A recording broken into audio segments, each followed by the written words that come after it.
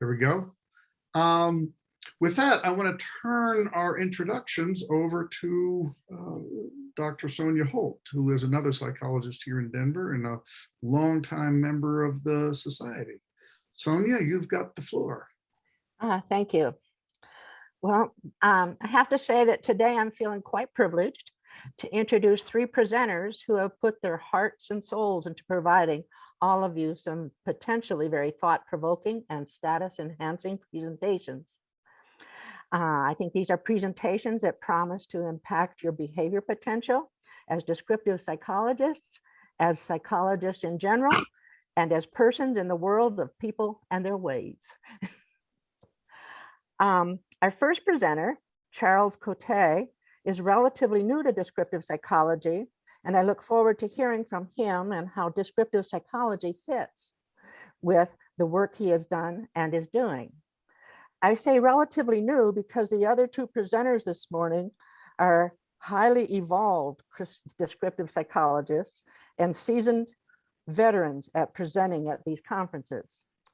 With that said, let me get on to a brief introduction of our first speaker. A graduate of Syracuse University School of Social Work, Charles Coté, LCSW, has been in private practice in Rochester, New York for over 20 years and serves as the board chair of 1330 Cancer Connect. It's a social support and wellness organization for teens and young adults with cancer. He's also a board director for BOA Editions. That's an independent literary press.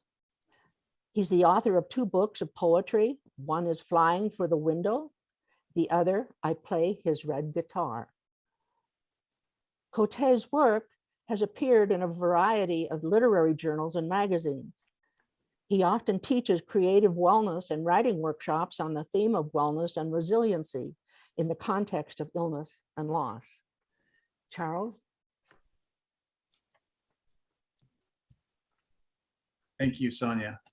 That was very kind. I'm very excited today to present this, but more excited because I just became a grandfather. So that's the thing I'm really most excited about right now. All right, let's get started.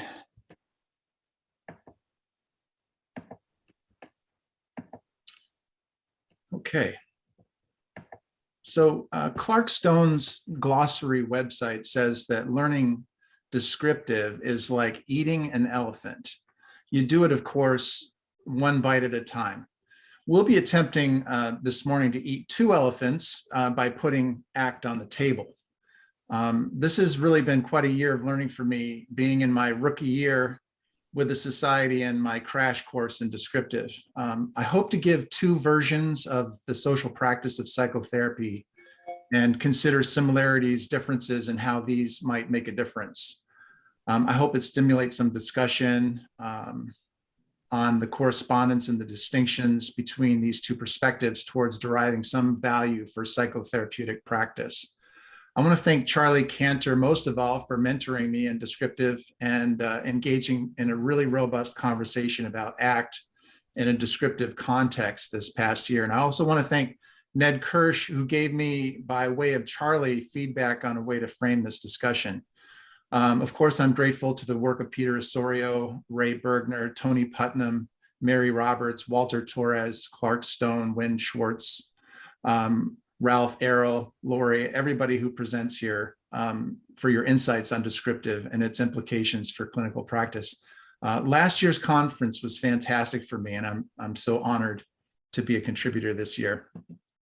We're going to begin with an overview of ACT, paying particular attention to psychological flexibility, which is a core concept.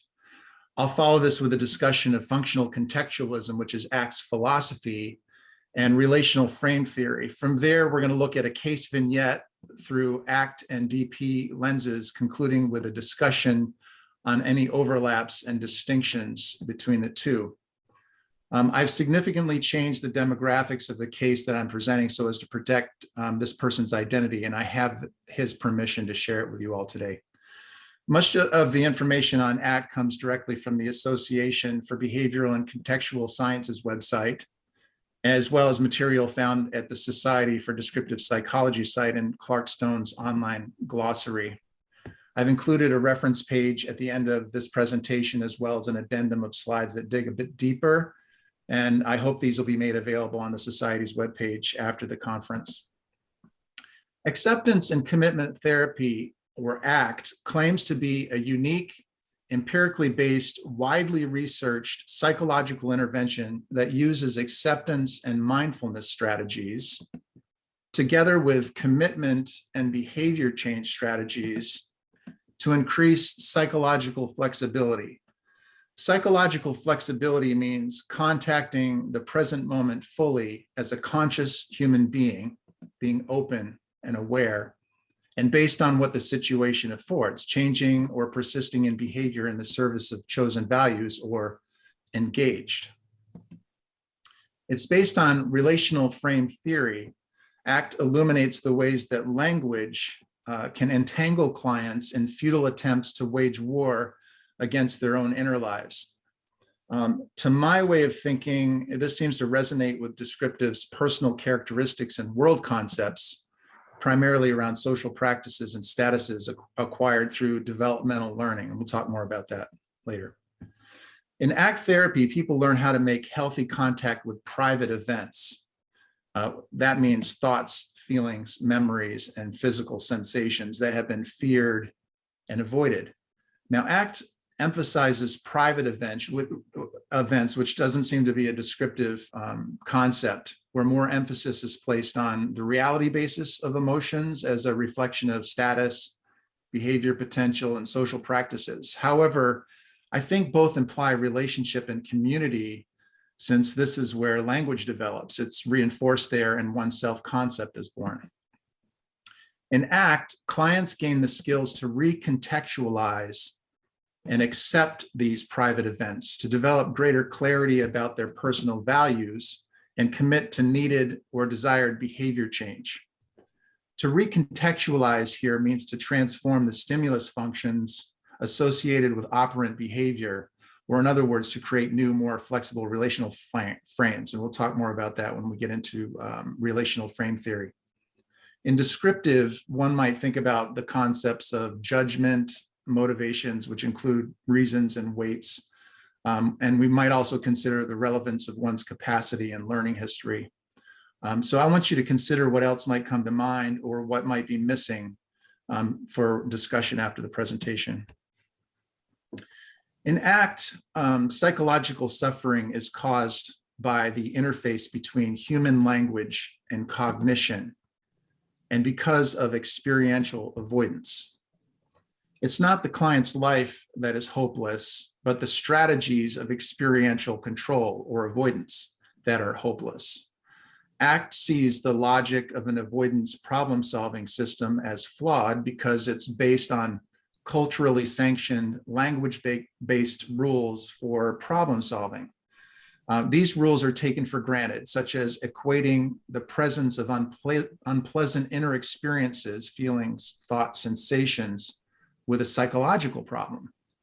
Being healthy, therefore, means the absence of these negative experiences. So the ACT therapist works to challenge these rules by showing that efforts based on these rules can be the actual source of the problem. A more valid and reliable source of problem solving is the client's own direct experience and their feedback from life. In descriptive, language is a component of world conceptualization, but it's not the entirety. ACT doesn't really talk about social practices. By looking at one's avoidance strategies, a descriptive therapist is assessing restrictions and behavior potential. So ACT conceptualizes this suffering as psychological inflexibility, which is said to emerge from avoidance when a person's unwilling to remain in contact with particular private experiences and take steps to alter the form or the frequency of these events and the contexts that trigger them, even when doing so causes psychological harm. Cognitive fusion, which is called the domination of stimulus functions based on literal language, even when that process is harmful, the domination of a conceptualized self over the self as context, which emerges from perspective taking, lack of contact with present moment by focusing on if only and what if considerations, lack of values, confusion of goals with values and other value problems that can underlie the failure to build flexible repertoires of behavior, and an inability to build larger units of behavior through commitment to behavior that moves in the direction of one's values. So ACT protocols target the processes of language that are hypothesized to be involved in psychopathology and its amelioration. In Behavior of Persons, Peter Osorio writes, when a person's in a pathological state, there's a significant restriction on his ability to engage in deliberate action and equivalently to participate in the social practices of the community.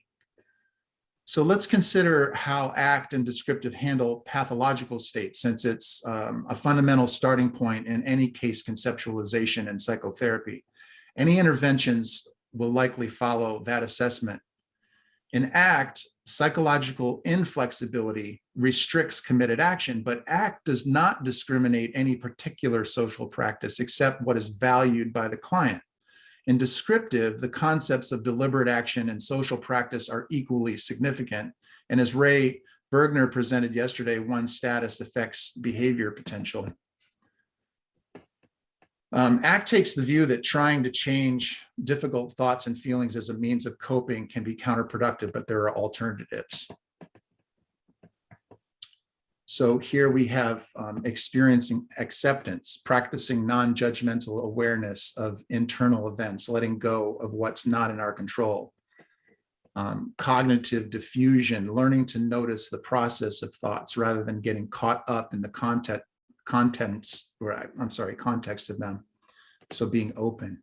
In the present moment, staying in the here and now rather than reflection and reviewing the past or projecting the future.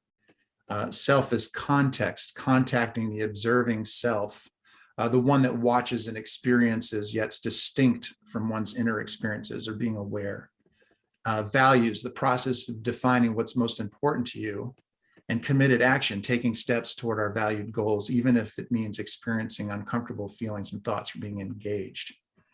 So clients are taught to get in touch with this observant self. And an essential step in the ACT process is choosing a direction and establishing willingness, and to identify motivating values to help regain control of life, not necessarily just to control thoughts and feelings. Willingness is not resignation, nor is it the same as wanting. It's a willingness to experience, accept, and face negatively evaluated emotional states. So the hexaflex model here is the principal case conceptualization tool that an ACT therapist uses. It's a way to formulate assessment and intervention. So ACT is rooted in the pragmatic philosophy of functional contextualism, which is a specific variety of contextualism that has as its goal the prediction and influence of events with precision, scope, and depth. ACT has common philosophical roots with constructivism, narrative psychology, dramaturgy, social constructionism, feminist psychology, Marxist psychology, and other contextualistic approaches, but it leans more towards empirical results rather than description. It suggests that workability through values is the primary vehicle for behavioral change.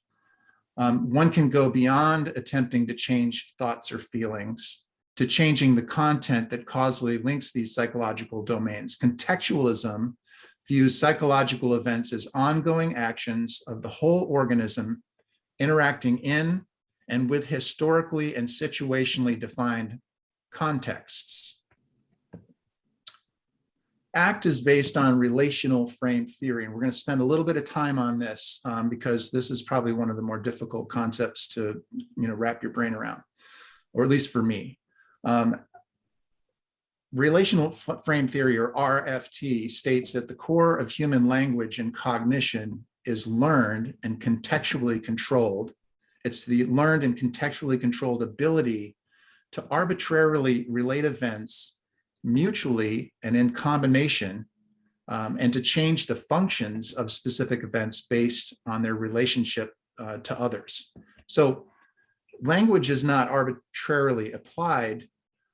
You call something what the community by social convention calls it. And we can talk more later about mutual entailment and combinational entailment and stimulus functions and things like that later, but I want to kind of move past that now.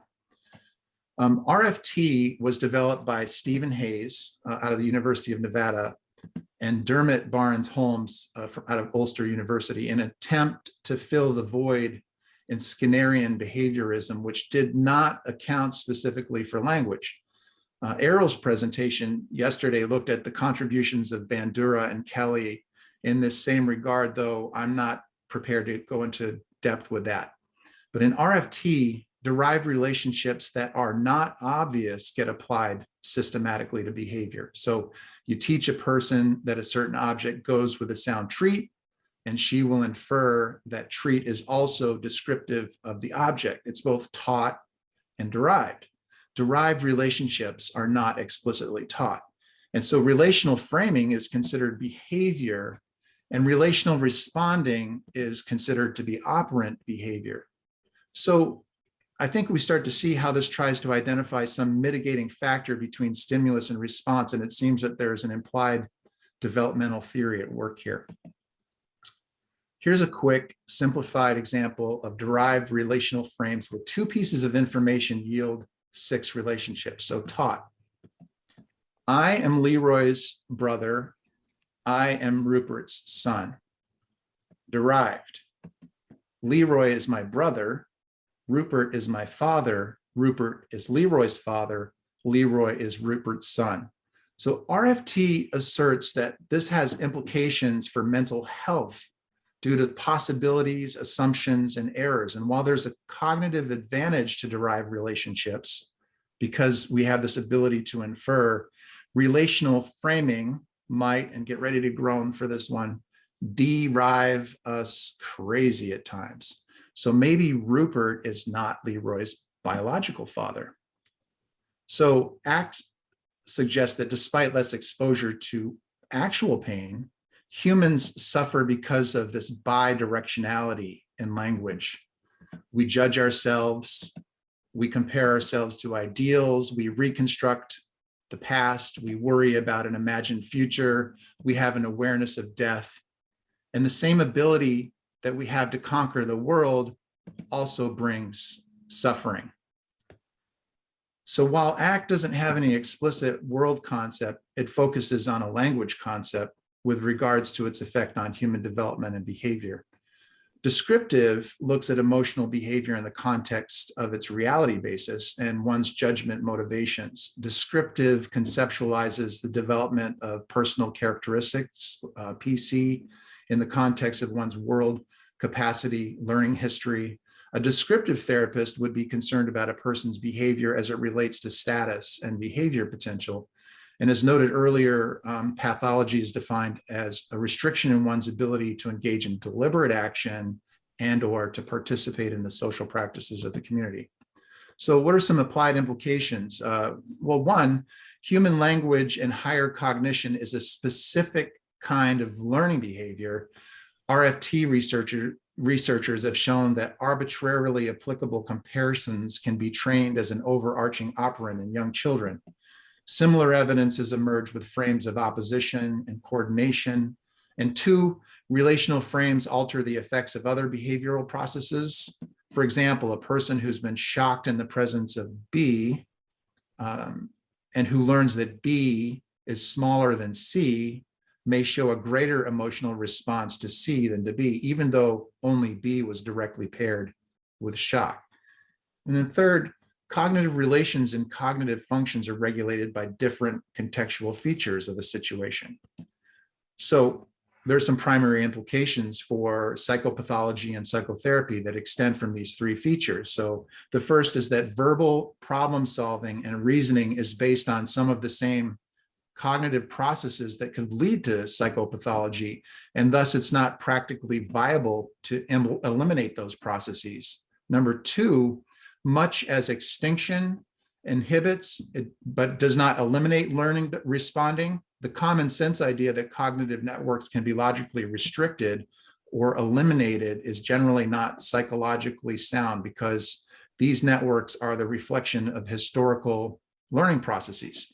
3, direct change attempts focused on key nodes in cognitive networks creates a context that tends to elaborate that network in that area and increase the functional importance of these nodes. And 4, since the content and the impact of cognitive networks are controlled by distinct contextual features, it's possible to reduce the impact of negative cognitions, whether or not they continue to occur in a particular form. So taken together, these 4 implications mean that it's often neither wise nor necessary to focus primarily on the content of cognitive networks and clinical intervention. And fortunately, the theory suggests that it's quite possible instead to focus on their function. So you might think about Osorio's assertion to ignore the details and look at patterns. So focus on function, not content. So here's a case vignette, Rupin. He's a male in his early 40s, Asian descent. He lives alone, single, never married, bisexual. He's a research scientist. He exhibits impatience, poor concentration, internalized frustration, disruptive comments that hurt trainees, condescending and highly critical towards subordinates. He came in because of anger and anxiety, because he was accused of abusing his power, and because of shame around his sexuality. He grew up as an only child in India, high performer, underperformance was shamed. He had a suicide attempt gesture as a child, and he exhibits contempt toward his parents. He lives alone. His last romantic partnership ended 7 years ago. He sees himself as naive, weak in empathy. He takes people literally. He misses social cues. He loves to travel on his own, and he identifies as bisexual, but he hides that. Treatment goals include increasing his social skills, empathy, his emotional intelligence, emotional regulation, and accepting his sexual orientation. And some of the treatment issues that are explored, projections of blame, high standards, indifferent parents, suicide attempt at age 8, inadequacy of fears, the social avoidance and skill deficit, sexual orientation shame, and a fear of being trapped. So as I said before, the hexaflex is the formulation tool. So if we look at this over here, acceptance. So, I would ask Rupin, or I would assess this, in what ways is he attempting to avoid or escape his experience in problematic ways? Well, he avoids coming out. He's critical and harsh. He is passive aggressive when he's angry. What thoughts, sensations, or memories does he take as literal?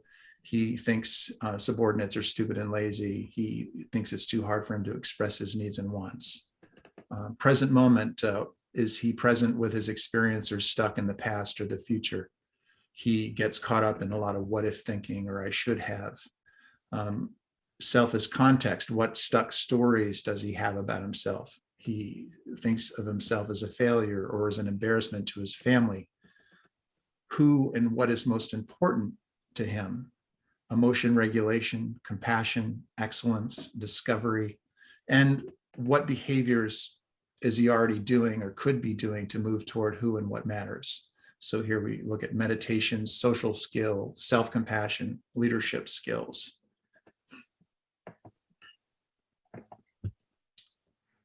You can see that ACT attempts to be broader than classical behaviorism and other cognitive behavioral approaches and makes room for levels of complexity. But is it as comprehensive in scope as descriptive? So I'm really interested to hear what you have to say about that.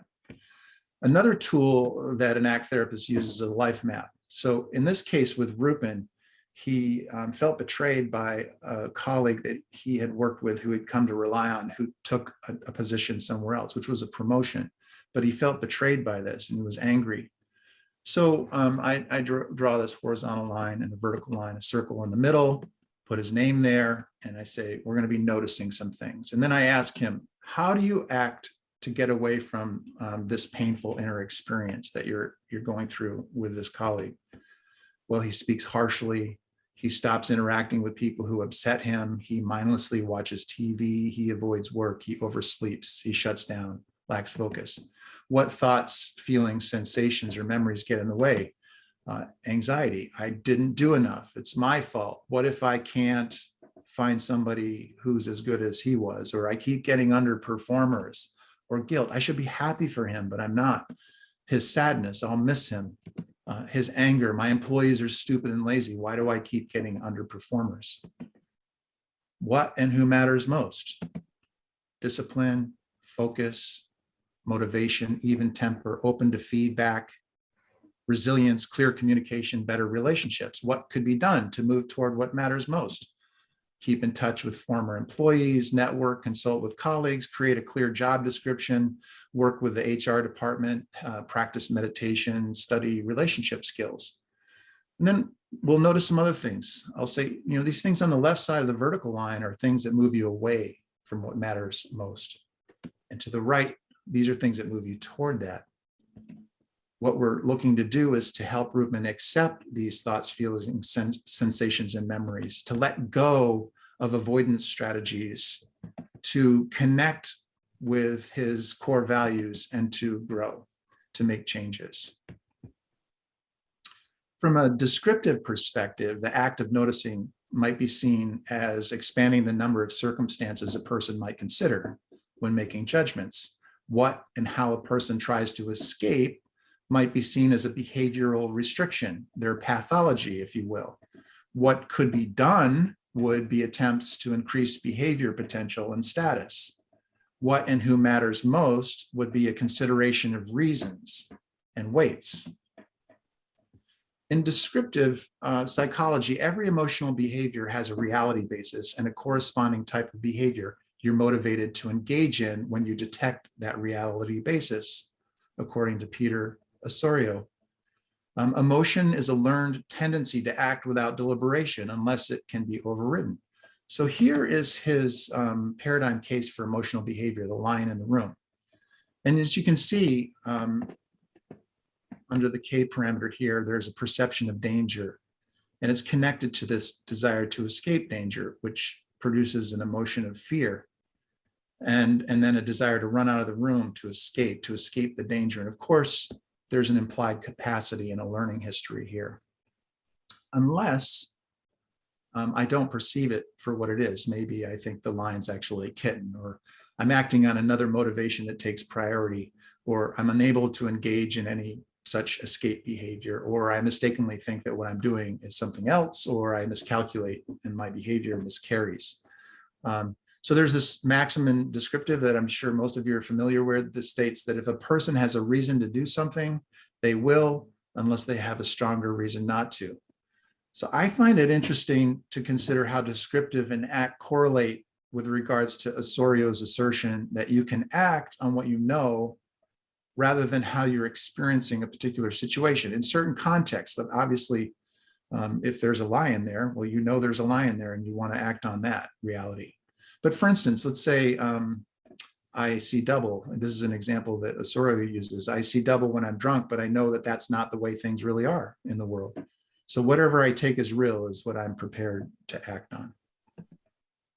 So let's look at Ruppman from a descriptive formulation using the same concept. So there's a reality basis. There are distinctions that he's making, wants. They're connected somehow. So let's look at some distinctions. We're talking here about his sexuality. He has certain sexual desires. He knows cultural norms that don't really fit with that in his mind. And he has a certain social status that he holds. He wants to preserve that social status. So he feels a kind of shame.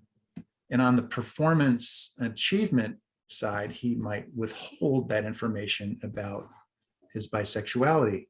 He sort of acts it out by acting it in, if you will, through avoidance. He imagines a future degradation for his bisexuality. He achieves feeling safety and affirmation of the social status, but there's a kind of self-degradation implied here, and a desire or a significance maybe of wanting to increase or maintain his social standing.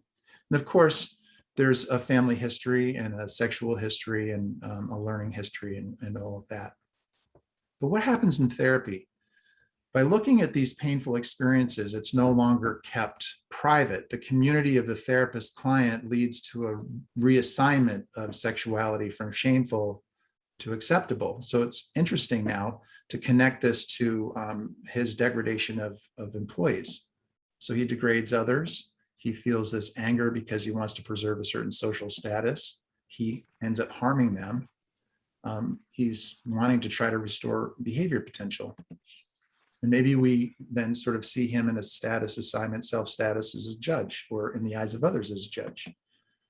So what are some descriptive interventions? Well, looking at self-degradation, helping him move from lord to leader, or from liar, one who covers up, to lover. Doing relationship change, moving him out of judge, defendant interactions to coach, trainee.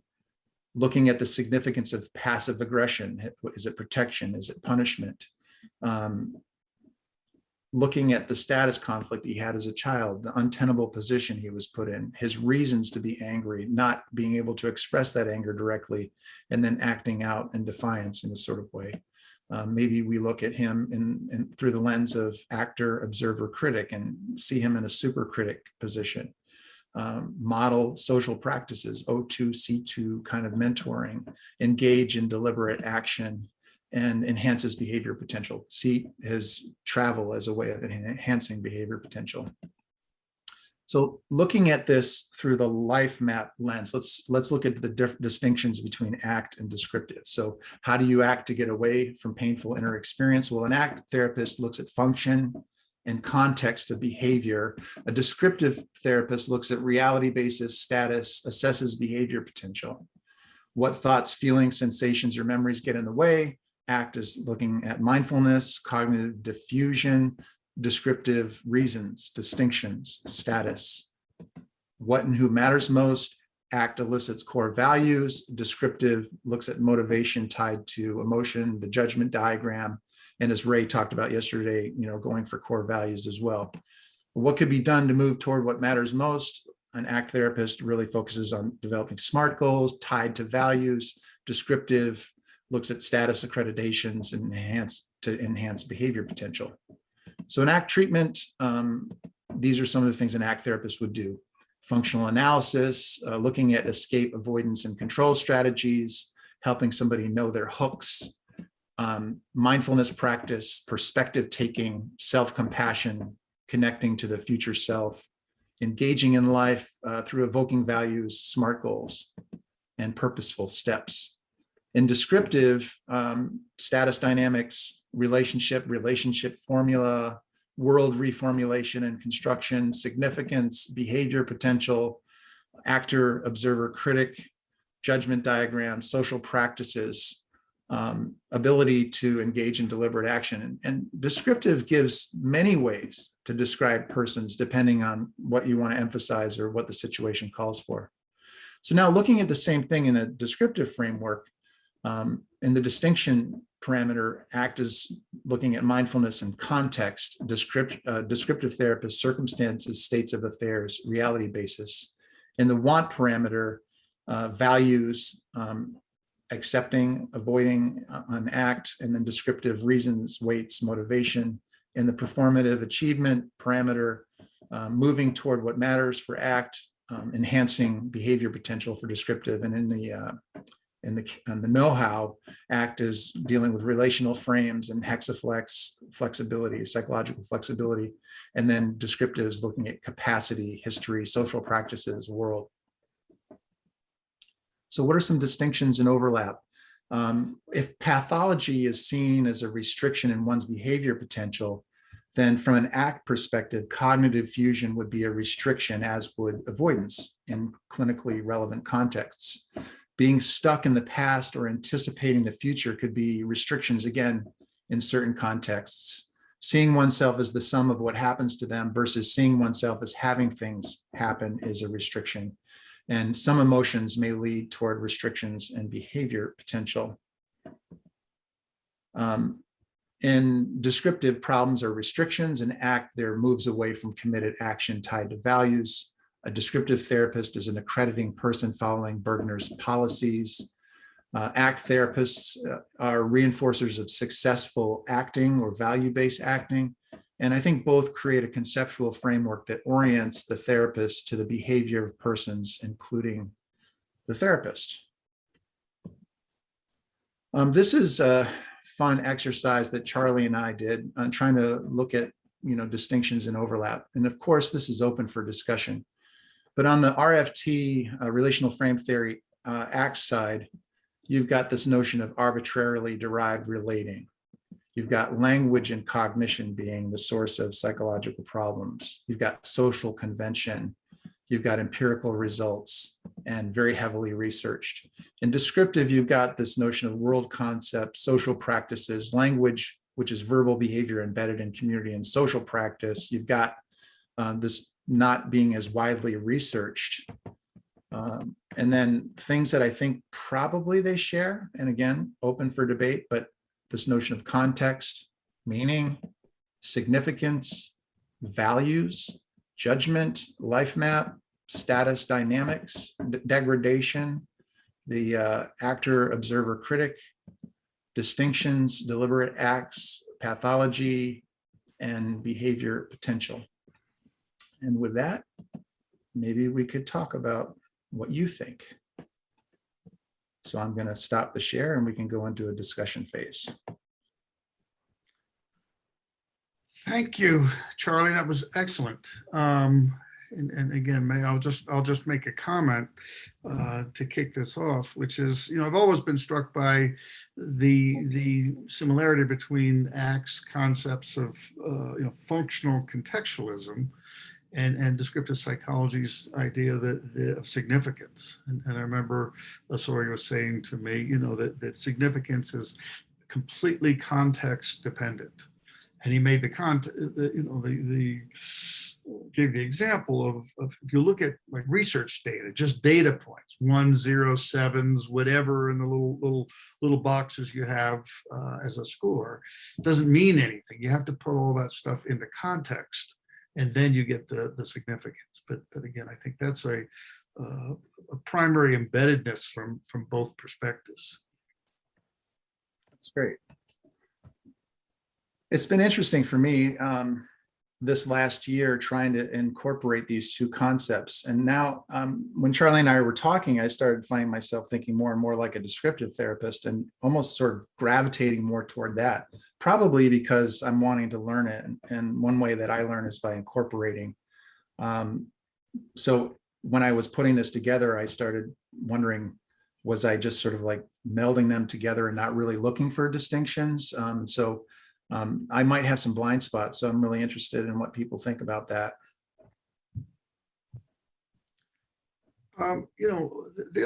Here's looks like a arrow. Let me close out of this box. It just popped up on my screen. Looks like we've got a question from Arrow. Arrow, why don't you unmute yourself and ask your question. Great.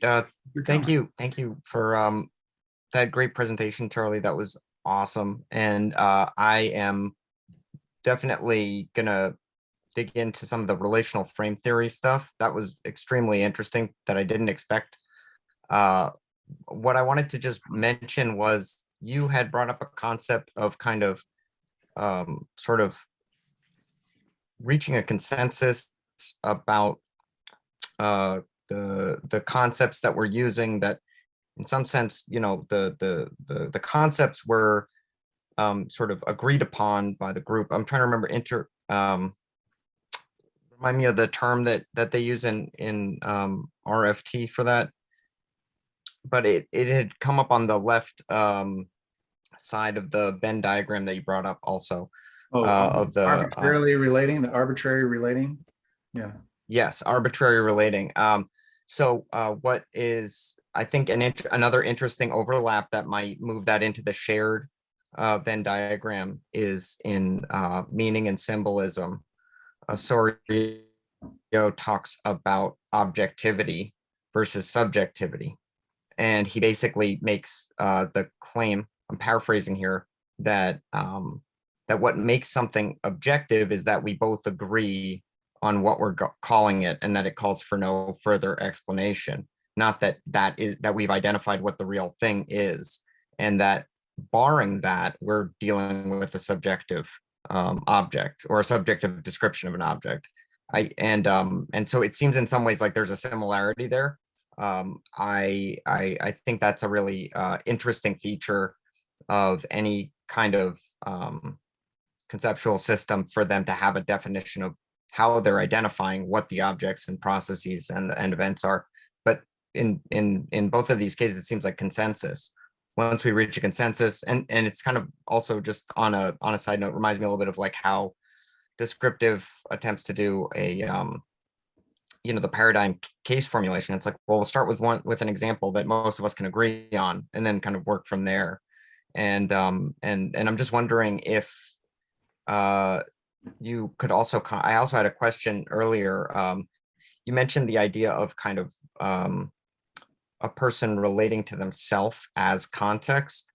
And I think that's a really interesting piece when it comes to, like talking about emotion terms as involving like a relational, a connotating relationship rather than necessarily a discrete internal state of affairs. So I'm just wondering what your thoughts are about how ACT or even relational frame theory in general might conceptualize that and elaborate a little bit more about relating to self as context. Yeah. So a lot of these third generation cognitive behavioral approaches, like ACT and dialectical behavioral therapy, really are kind of drawing from Eastern philosophy in some ways, or meditative practices, that sort of thing. So, kind of getting away from getting over attached to a certain concept of self. So I'd be really curious to hear how others think about that. I know Ralph's going to be talking about mindfulness later today, and I'm really interested to hear what he has to say about that.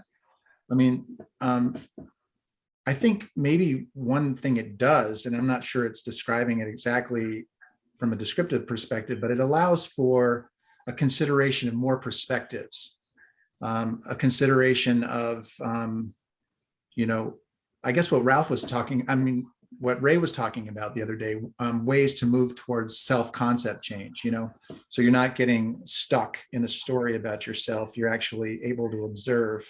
So there's a lot of this talk and ACT about observing and noticing, and not necessarily over-identifying with or getting attached to. So I think that's where some of the Eastern philosophy comes in, not, this notion of attachment and, equanimity, which I guess are kind of Buddhist concepts in some ways.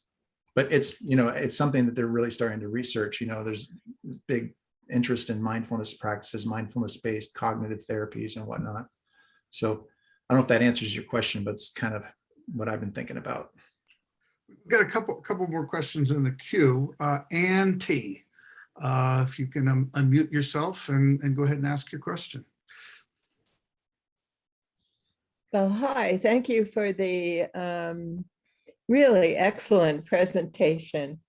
And the comment I want to make, or the question I want to ask, I should be very clear that I know nothing about descriptive psychology, and I'm very definitely not a cognitive therapist. My background is in psychoanalysis, and my research area has been in emotion. So I am struggling a little to take in some of the things that are being said, although I'd very much like to. It strikes me that everything is very abstract. Everything is covered, but in a very abstract way. And I wonder where the connection is to the reality of life. Just to one particular place where I thought of that, but I thought of it in many places, was when you had a paradigm of what happens when there's a lion in the room. And I thought to myself, but there usually isn't a lion in the room, very seldom, as a matter of fact. There may be something else in the room, and the details of what that something else is for me, would be very important in the therapy, not just in practice, well, we do that in practice, but theoretically as well. And so I wonder what, and then there's a connection between patient and therapist. I wondered whether the Buddhism applies to a sort of abstraction between patient and therapist as well. So I wondered if you could help me just connect a little bit to my feeling that I couldn't quite grasp the reality of this patient or the reality of the therapy. Just to remind folks, we've got, let's see, 1, 2, 3 more questions left.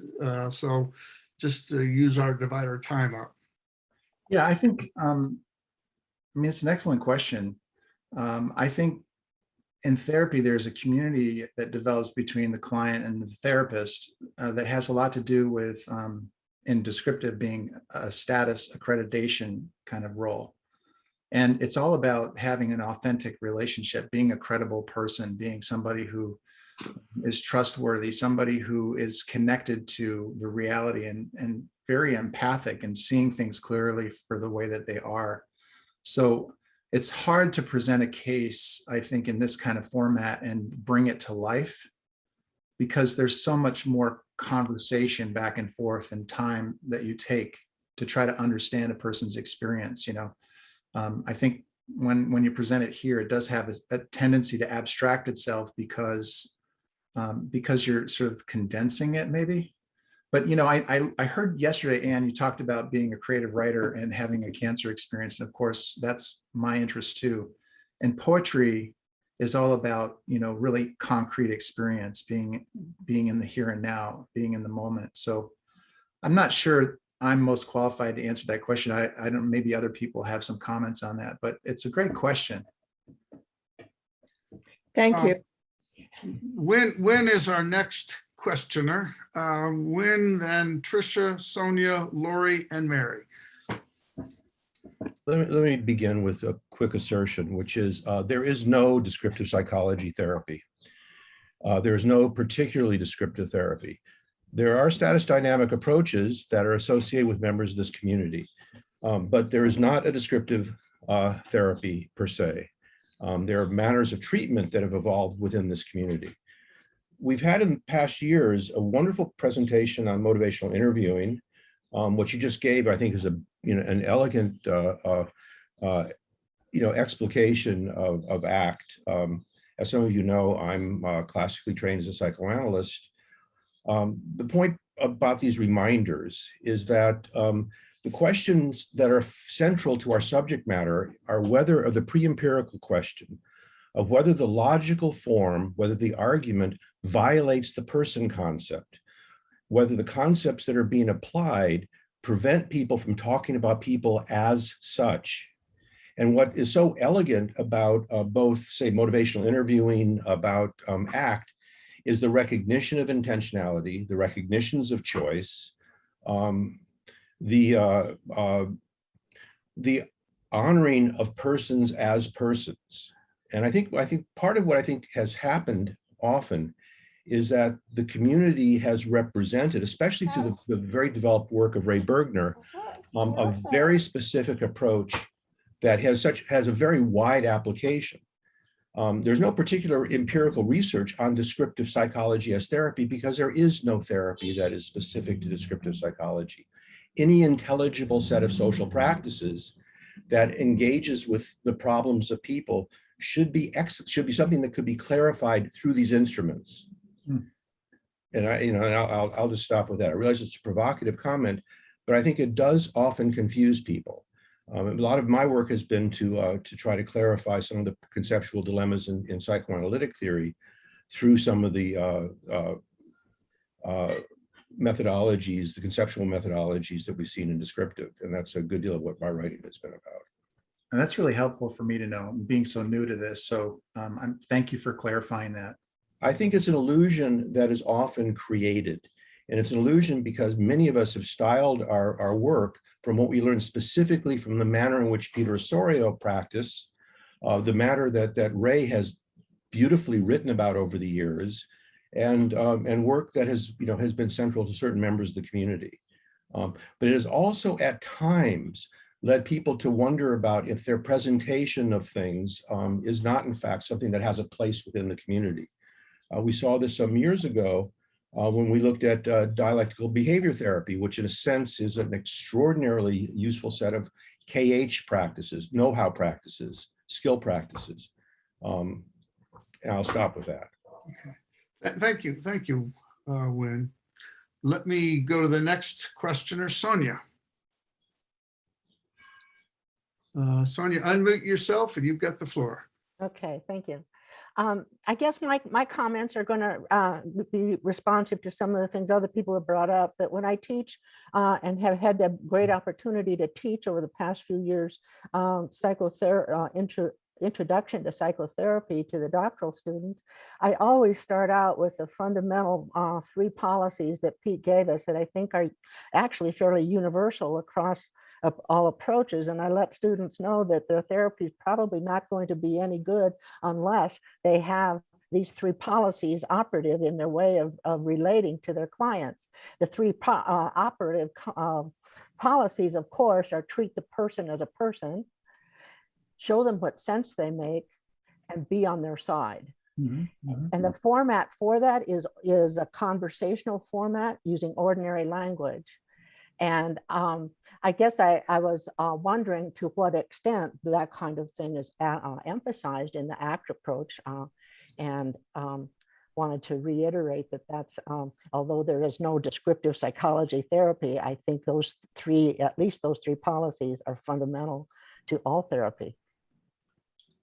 That's great. So ACT values and policies, I didn't add this to the discussion, but it's to be non-judgmental, non-confrontational, respectful, to not come across as an expert, to show respect, to value anti-oppressive practices. Radical feminism is also a value in ACT, and allegiance to a strength-based perspective. So those are things that an ACT therapist would hold. Good defensive driving. Yeah, I don't know, but I love your comment. Thank you. Next question. We have a question from Dr. Lori Aylesworth. Lori, go ahead and unmute yourself. You've got the floor.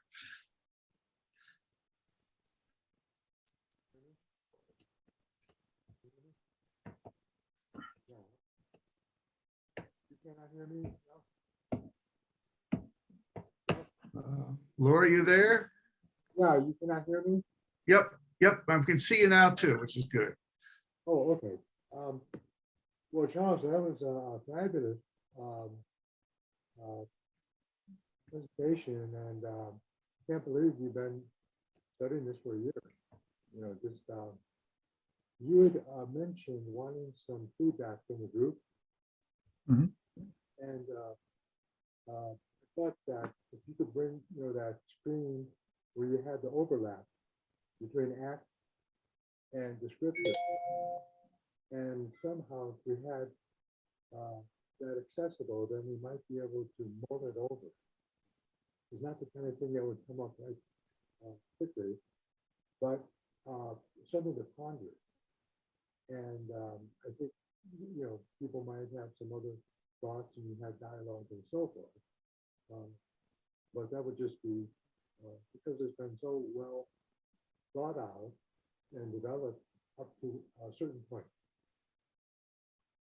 Yeah, and that's something that I hope could happen, and that's why this part of the presentation is the part I was looking forward to the most. And I do hope that this is going to be made available on the Descriptive website, and that people have access to it, and then we can get into a discussion. But I think you ought to push for it. I mean, that we ought to do it, because that's just this big thing that could help push us along. Yeah. At one point, I was, over the last few years, I've been pondering trying to have a panel of several people from with embedded in descriptive psychology approach to therapy, and several ACT people here in the Denver area. I never could pull it off because I just didn't have the bandwidth to make that happen. So I think, you know, this is really a step in that direction, whatever format the follow-up discussion or articulations go. We'll have to see. Got another question. Looks like I've got a couple more questions here. From next one is Mary Roberts. And then we've got just a couple minutes. I'm going to run till maybe maybe 5 after if we need it. Then we'll draw things to a close at that point. Mary? I just wanted to respond to Anne, and because I thought you were right on about the lion in the room, that initially it's so striking and descriptive is that it is abstract, it's content free. And so the lion is just an example where with clients, you really want to find out what's the lion, because that's where the action is. What's the lion for, or lions for this particular person in their world? And it's partly a reminder to deal with the reality base. Like if you say to someone, I'm anxious, you want to find out what's the reality base? Who are the lions? And so when you said, you know, there's not a lion, you're absolutely right. But we do, it's a reminder to look for who are the lions for this particular person? Who are the particular lions for this particular person? So anyway. Thank you for that clarification, because again, I think that it is important to understand the sort of abstract content free and how these things in actual practice really are grounded in the reality of a person, clients presenting issues. There aren't lines, they're the metaphorical lines that we then ground in the specifics. It's probably also useful to keep in mind that the lion here is just a stand-in. It could be, the wind in the trees or whatever it is. That the lion was just for making clarification for the fear, for the concept of fear. We could have other images for any particular stimulation or observation or recognition that would set in motion a particular kind of emotional reaction. Mm-hmm. It ain't all about lions. Yep.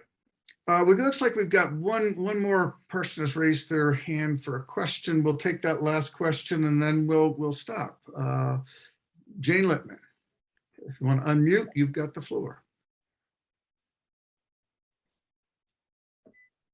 Hi, thank you again for your presentation. Was wonderful. I was just going to comment on that. One thing that you were talking about, descriptive doesn't talk about private, like private thoughts, but I think the term we would say is my thoughts or personal, not private, and that's a whole longer discussion. But there is a place for talking about my thoughts, etc. Thanks. But there are just so many things that you've said that are food for more discussion. For private thoughts after we wrap up. Very, very, very quickly, that can be very simply explained. The history of not talking about private thoughts came from the Wittgensteinian private language controversy, which Osorio sided with, which is that you talk about personal, you can talk about hidden or revealed, even not revealed to oneself. But the privacy issue was in relationship to the concept of there couldn't be a private language, that languages have to occur within a social practice. And that's the history that provided the beginnings of why personal was being used to the exclusion of private when talking about thinking or any of these kinds of actions. Well, folks, it's 9:05. I want to go ahead and wrap things up so we stay relatively on schedule. Thank you, Charles. That was excellent. I will leave the Zoom link will be up for any further discussion people want to have. But I'm going to go ahead and stop the recording at this point, and then we will convene in 10 minutes, which would be 16 minutes after the hour. See you then. And encourage people, if you're going to walk away, just turn your mic off and your video if you want.